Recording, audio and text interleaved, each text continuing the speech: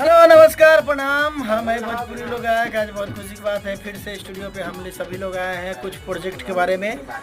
अब आज से सावन चढ़ 5-6 दिन बाद सावन चढ़ जाएगा, उसकी तैयारी हम लोग कर रहे हैं। और लाइव अब जो भी गाना होगा लाइव रिकॉर्डिंग, जो लाइव प्रोग्राम का होता है लाइव रिकॉर्डिंग होगा। हमारे इधर साथ में गोलू बाबू है इधर,